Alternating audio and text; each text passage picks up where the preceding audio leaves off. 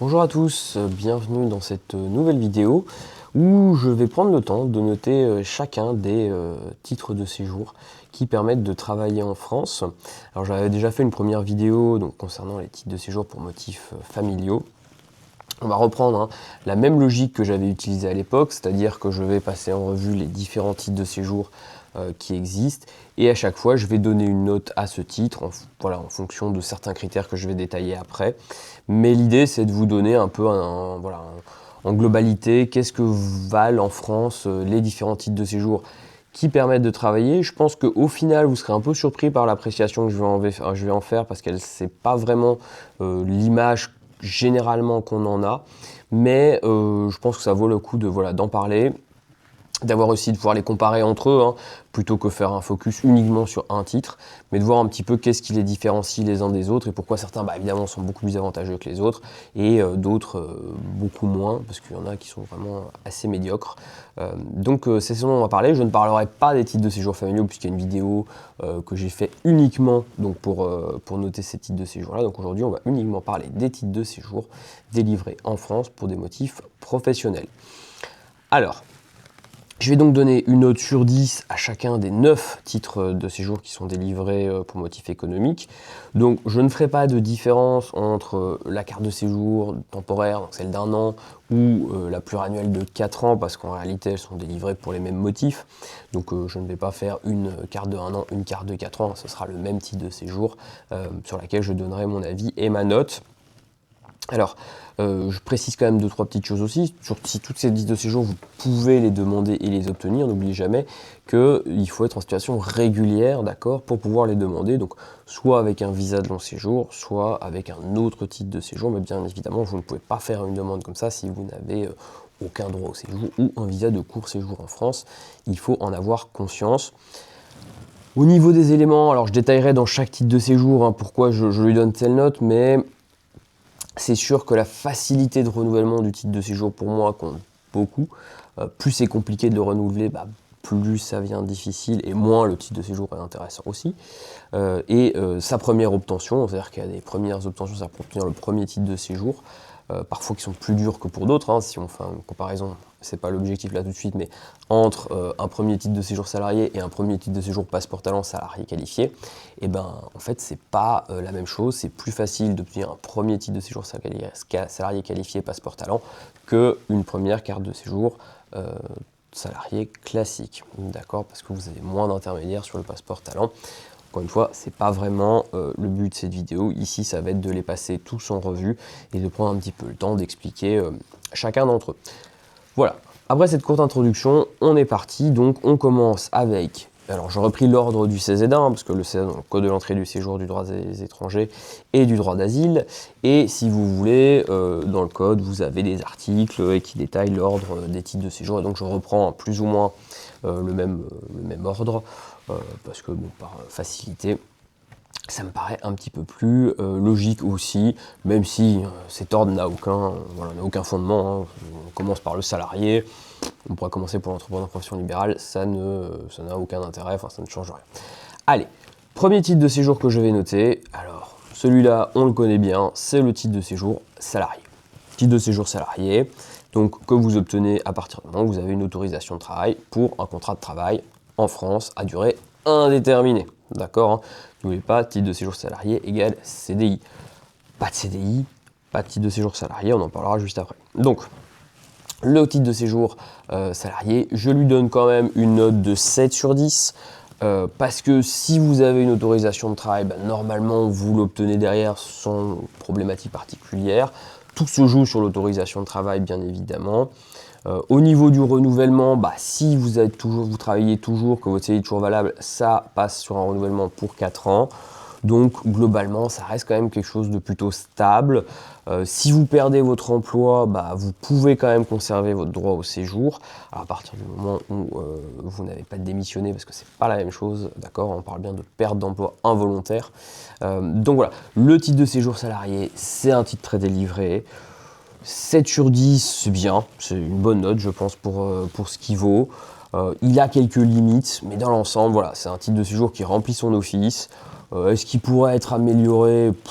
pas vraiment, je pense qu'on est déjà sur voilà, le maximum qu'on pourrait en faire, en tout cas sur cette formule, avec quelques petits aménagements pour les anciens étudiants. Donc ça reste un titre de séjour plutôt efficace, qui marche plutôt bien. On n'a pas beaucoup de difficultés sur les renouvellements en général, donc 7 sur 10 pour le titre de séjour salarié, à ne pas confondre avec celui dont je vais parler juste après, c'est le titre de séjour travailleur temporaire. Alors, c'est quoi la différence? Elle est très simple, hein. Travailleur temporaire, CDD, salarié, CDI. Et au niveau du travailleur temporaire, alors là, clairement, c'est un très mauvais... Alors, c'est pas le pire, hein, il y en a un qui est encore plus mauvais pour moi, mais c'est un très mauvais titre de séjour pour travailler en France qu'il faut absolument... voilà, je pense qu'il faut trouver une autre solution parce que en pratique c'est vraiment très complexe. Je lui donne la note de 3 sur 10, je pense même être un peu trop généreux. Comment fonctionne donc ce titre de séjour, hein? À chaque fois que vous avez un CDD, d'accord, il faut une nouvelle autorisation de travail. Donc vous dire que c'est fastidieux, que l'employeur il n'a pas envie de le faire, et que s'il se loupe une fois, vous perdez le droit au séjour. En plus, si les contrats ils sont courts, la préfecture ne se donne même pas la peine d'éditer une carte de séjour, hein. Ils vous maintiennent sur récépissé, c'est plus facile pour eux. Donc c'est voilà, ce fait de devoir renouveler perpétuellement, de ne jamais avoir de titre de séjour, ou très rarement, parce qu'il faut un CDD en général d'au moins 1 an pour qu'il le fasse, c'est vraiment un mauvais titre de séjour, c'est voilà, ultra précaire, ça veut dire faire des demandes d'autorisation de travail sur demande d'autorisation de travail. Voilà, à ne pas, voilà, si c'est possible de l'éviter, il faut l'éviter, d'accord. C'est vraiment pas, c'est pas une bonne chose. Il est 3 sur 10, ça obtient ce qu'il vaut. On pourrait aller plus vers un 2 que vers un 4. J'ai absolument rien de positif à en dire. À chaque fois, ça se termine mal, c'est-à-dire que, au bout d'un moment, l'employeur il veut plus faire de demande d'autorisation de travail, donc là, cette personne se retrouve sans titre de séjour, sans autorisation.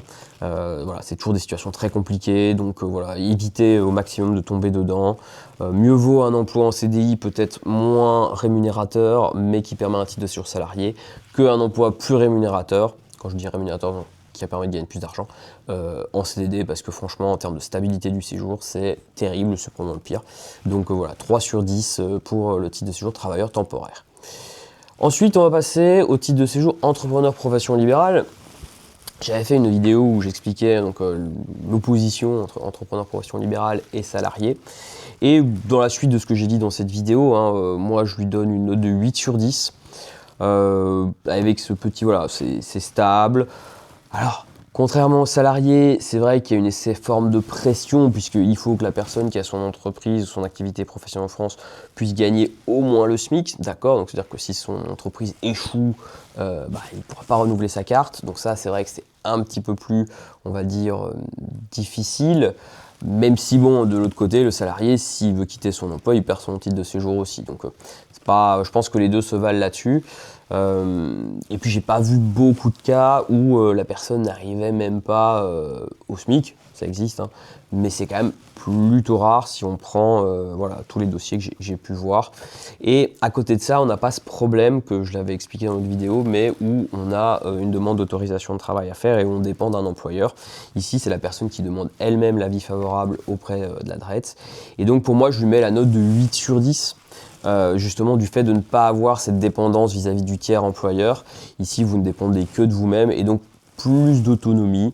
Voilà, et puis un montant de rémunération qui est le SMIC, hein, donc ça reste accessible.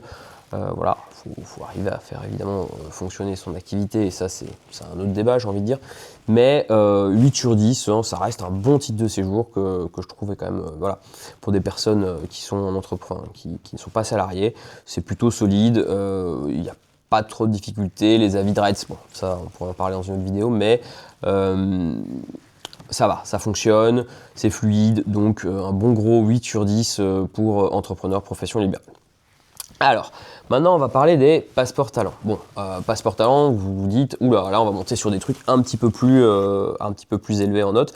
Eh ben, pas forcément. Alors, on va faire d'abord les 3 premiers sont des passeports talents qui sont délivrés, d'accord, dans le cadre du salariat pour des entreprises en France. Le premier, c'est le passeport talent salarié qualifié, d'accord, qui en plus a connu une petite évolution favorable très récemment l'année dernière, puisque le montant, avant vous aviez un montant de rémunération qui devait être 2 fois le SMIC. Aujourd'hui, il a été un petit peu diminué, donc on est à peu près à 39 000 € annuels, plus avoir un master en France. On est sur une première carte de séjour de 4 ans, d'accord, directement, hein, on n'a pas une carte de 1 an, mais 4 ans. Et on a effectivement ce petit plus pour ce qui est de la rémunération qui a été abaissée. Donc je lui donne une note de 9 sur 10, hein, on va pas, voilà, on va être clair, c'est un très bon titre de séjour, hein, 4 ans. Donc évidemment, si vous remplissez les conditions, il ne faut pas hésiter à le solliciter. Ça reste quasiment ce qui se fait de mieux, voire probablement ce qui se fait de mieux en matière de droit au séjour en France pour le travail. Ensuite, on va avoir entreprise innovante et tout ce qui rentre dans ce cadre-là, donc qui correspond à certains articles du Code général des impôts. Ici, on n'a pas de niveau, on va dire, de rémunération comme pour l'autre. Par contre, tout dépend de est-ce que l'entreprise arrive à obtenir son agrément ou qu'elle remplit bien ce qui est prévu par le Code général des impôts. Et ça, c'est pas terrible parce que des fois l'entreprise perd son agrément, parce qu'ils en ont pas forcément besoin, parce qu'ils ne le font pas exprès, enfin ils ne le font pas uniquement pour recruter des salariés étrangers. Et donc, ça a quand même beaucoup de, voilà, plus d'incertitude, plus d'insécurité. Donc là, je vais seulement lui mettre 6 sur 10. Bon, ça reste un passeport talent de 4 ans, donc ça, c'est plutôt positif. Mais vous avez toujours cette obligation de travailler pour une entreprise innovante, on va dire ça pour ne pas rentrer trop dans les détails, c'est pas le sujet. Mais si vous voulez changer et que vous passez une entreprise innovante, vous remplissez plus votre passeport talent non plus. Donc, et c'est plus difficile de trouver une entreprise innovante que de trouver une entreprise qui va vous payer 39 000 € par an. Donc 6 sur 10. Troisième carte de passeport talent, le salarié en mission. Alors là, on descend encore, hein, puisque on arrive à 5 sur 10 pour cette carte. Pourquoi ? Parce qu'en fait, elle se situe donc dans le cadre d'un salarié qui travaille pour un groupe, d'accord, qui est à l'étranger, mais qui a aussi une entité en France et qui vient travailler dans cette entité en France. Jusque-là, ça n'a pas l'air pas trop mal, mais on a quand même des limitations, puisque évidemment, vous ne pouvez travailler que pour la société qui est en lien avec celle qui est dans votre pays d'origine. Vous êtes complètement limité en termes d'employeur. Et surtout, ce qui est très problématique, c'est que le temps passé en France, d'accord, dans le sens d'obtenir une carte de résident, donc au bout de 5 ans, n'est pas pris en compte avec ce type de séjour salarié en mission, ce qui est pour moi un gros point négatif, hein, puisque ça vous empêche de demander la carte de résident, qui est quand même, pour moi, l'objectif ultime en termes de droit au séjour. Donc je ne donne que la note de 5 sur 10 à un passeport talent salarié en mission, puisque souvent après il faut changer de statut, et c'est pas toujours très simple à faire. On continue sur le passeport talent avec le passeport talent créateur d'entreprise.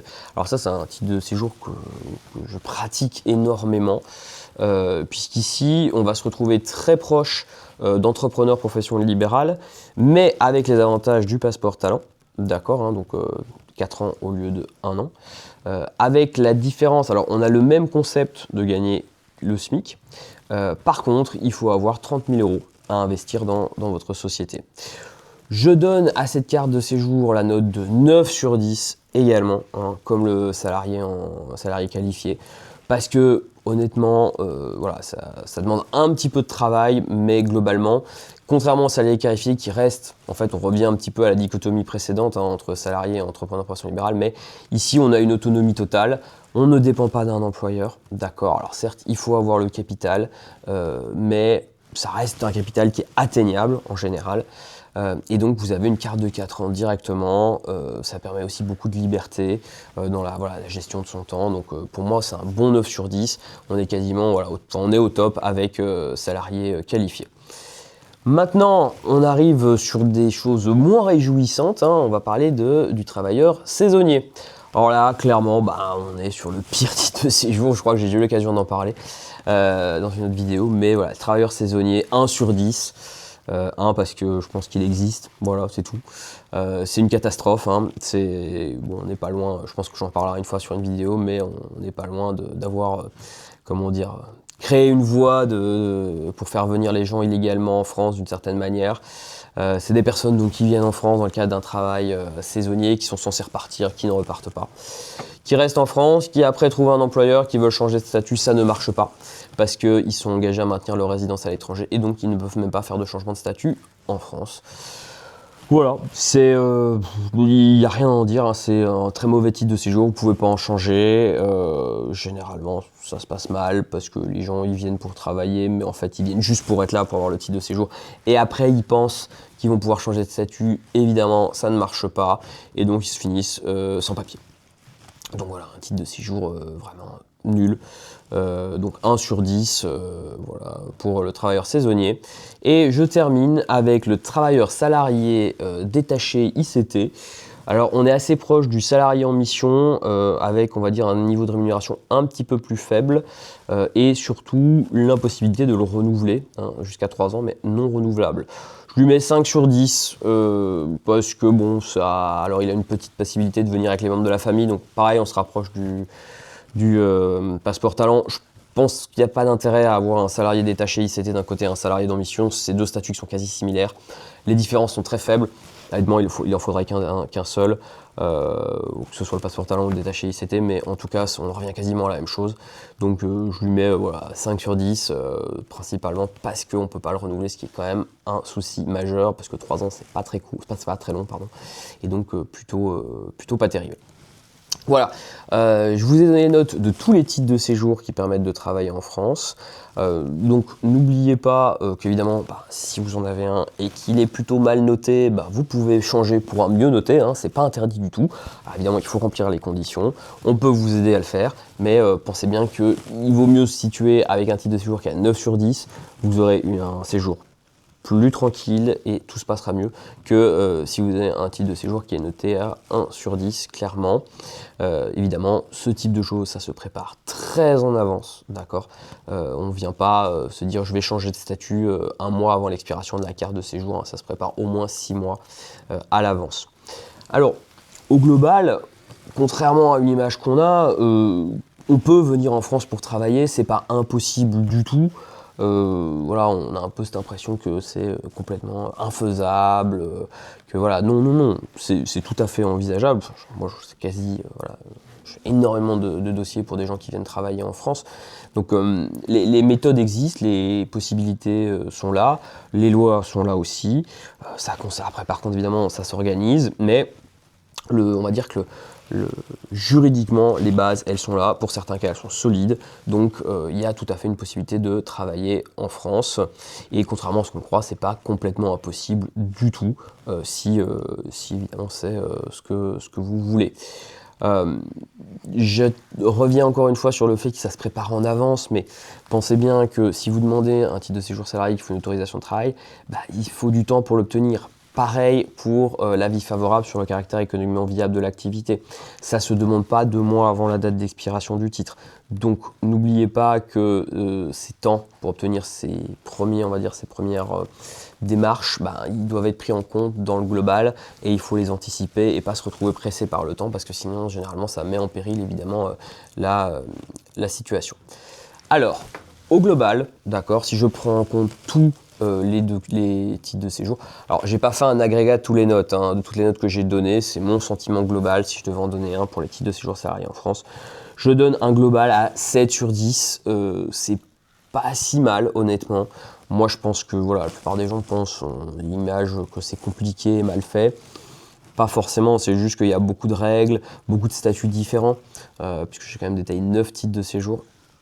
Donc, alors est-ce qu'on pourrait en avoir moins et que ça pourrait être plus simple peut-être, mais au total 7 sur 10, ça prouve que voilà, vous pouvez venir travailler en France, les moyens ils existent, donc si c'est ce que vous voulez faire, n'hésitez pas à le faire. Voilà, je vous ai donné mes notes des titres de séjour pour travailler en France. Dites-moi si vous êtes d'accord, pas d'accord. Si par exemple vous pensez que certains titres de séjour valent beaucoup mieux ou beaucoup moins bien que ce que moi je pense, ou si c'est extrêmement compliqué, pour vous trouvez c'est extrêmement compliqué de venir travailler en France. N'hésitez pas à liker la vidéo, à vous abonner à la chaîne, puisque c'est ce qui permet de continuer à faire des vidéos une par semaine, toutes les semaines. Vous avez une vidéo le jeudi qui vient vous expliquer des nouvelles choses en droit des étrangers, des cas qui ont été traités. Voilà, n'hésitez pas, si vous avez des idées de sujets, franchement je suis preneur, moi ça m'intéresse toujours, c'est des choses sur lesquelles vous voudrez un éclairage et qu'on peut en faire un épisode, je le compte, je le regarderai et pourquoi pas, ça fera l'objet d'un prochain épisode.